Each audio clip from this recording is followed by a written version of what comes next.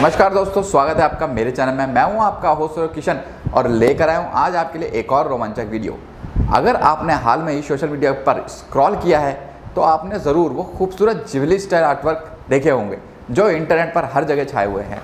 Twitter, Instagram और Reddit पर लोग अपने शहरों, पसंदीदा मूवी सीन और यहाँ तक कि अपने खुद के फ़ोटो को जिबली स्टाइल में बदल रहे हैं। लेकिन क्या कभी आपने सोचा है कि इस जादुई एनिमेशन स्टाइल की जड़ें कहाँ से आती हैं?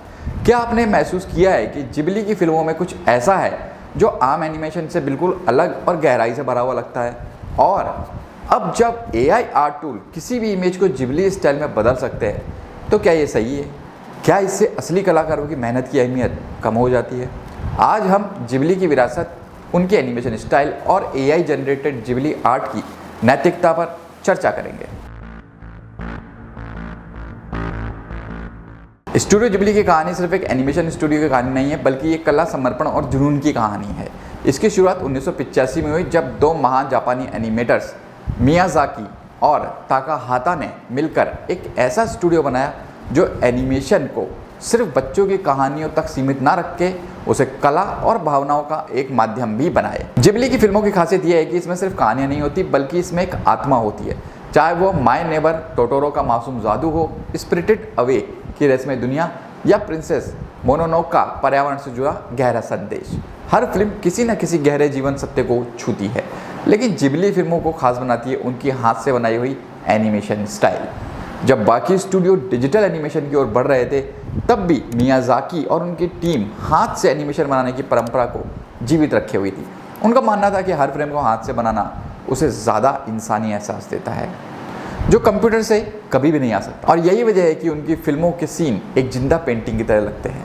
जब भी कोई जिबली फिल्म देखता है तो वो सिर्फ एक फिल्म नहीं देखता, बल्कि एक जादू का हिस्सा बन जाता है।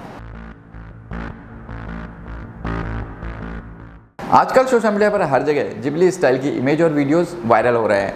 लोग अपने शहरों की तस्वीरों को जिबली वर्ल्ड की तरह एडिट कर रहे हैं। नतीजा, तस्वीरें इतनी खूबसूरत और नॉस्टैल्जिक लगती हैं कि लोग उन्हें देखकर तुरंत बचपन की यादों में खो जाते हैं। जिबली की स्टाइल इतनी पॉपुलर क्यों हो रही है? इसके पीछे प्रमुख दो वजह है। पहली वजह है उनका कलर पैलेट और आर्ट स्टाइल। जिबली की फिल्में हमेशा सॉफ्ट, वार्म और पेंटिंग जैसी होती है। हर फिल्म में हल्के रंगों का संतुलन होता है जिसे देखने में एक सुकून भरा एहसास मिलता है। यह देखने में एक खूबसूरत ड्रीम जैसा लगता है जिससे लोग तुरंत जुड़ जाते हैं। और दूसरी वजह है नॉस्टैल्जिया। जिबली की फिल्मों में एक ऐसा जादुई क्वालिटी होती है जो बचपन की यादों जैसी महसूस होती है। यही कारण है कि जब कोई अपने शहर या घर की जिबली स्टाइल इमेज बनाता है तो वो एक प्यारी याद में बदल जाती है। लेकिन सवाल यह उठता है कि क्या यह ट्रेंड असली कला की जगह ले सकता है? अब तो AI टूल्स की मदद से कोई भी जिबली स्टाइल की इमेज बना सकता है। बस एक फ़ोटो अपलोड करो और AI उसे जादुई एनिमेशन जैसा बना देगा। लेकिन क्या ये सही है? अगर हम जिबली की एनिमेशन प्रक्रिया को देखें तो हमें पता चलेगा कि हर फ्रेम के पीछे महीनों की मेहनत होती है। उदाहरण के लिए द विंड राइजेस में एक 4 सेकंड का सीन था जिसमें द ग्रेट कांटो अर्थक्वेक को दिखाया गया था। क्या आप यकीन करेंगे कि इस 4 सेकंड के सीन को बनाने में 1 साल से भी ज़्यादा का समय लगा था? जिबली आर्टिस्ट ने हर एक कैरेक्टर को अलग अलग हाथ से ड्रॉ किया ताकि उनके मूवमेंट और एक्सप्रेशन पूरी तरह से नेचुरल लगे। उन्होंने कोई CGI शॉर्टकट नहीं लिया, बल्कि हर छोटे बड़े एलिमेंट को बारीकी से हाथ से तैयार किया।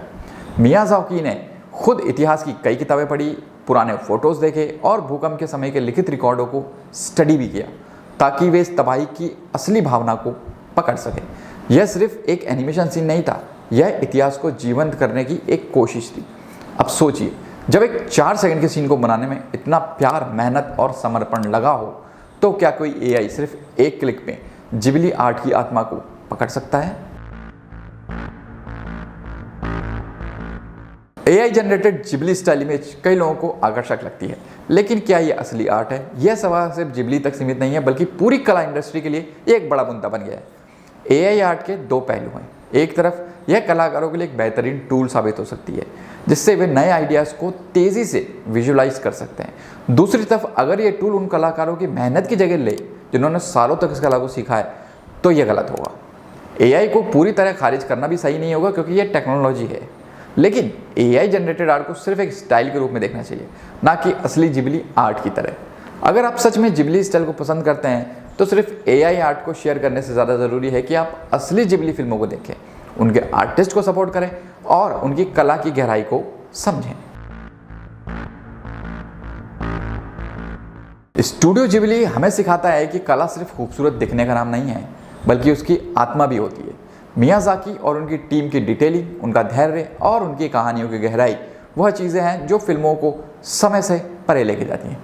AI जनरेटेड जिबली आर्ट खूबसूरत जरूर है, लेकिन ये असली जिबली फिल्मों की जगह कभी नहीं ले सकता। कला सिर्फ दिखावे की चीज़ नहीं होती है, बल्कि उसमें एक इंसानी एहसास, मेहनत और आत्मा होती है। तो आप क्या सोचते हैं, क्या AI जनरेटेड जिबली आर्ट सही है या ये असली कलाकारों की मेहनत के साथ अन्याय कर रही है? अपनी राय मुझे नीचे कमेंट बॉक्स में बताइए, और अगर आपको मेरा वीडियो पसंद आया हो तो वीडियो को लाइक कीजिए, शेयर कीजिए अपने दोस्तों के साथ। मेरे चैनल को सब्सक्राइब कीजिए और बेल आइकन को भी ज़रूर दबा दीजिए, जिससे मैं जब भी ऐसे नई वीडियो लेके आऊँ तो आपको उसकी नोटिफिकेशन सबसे पहले मिले। इसी के साथ देता हूँ आपसे विदा। जय हिंद, जय श्री राम।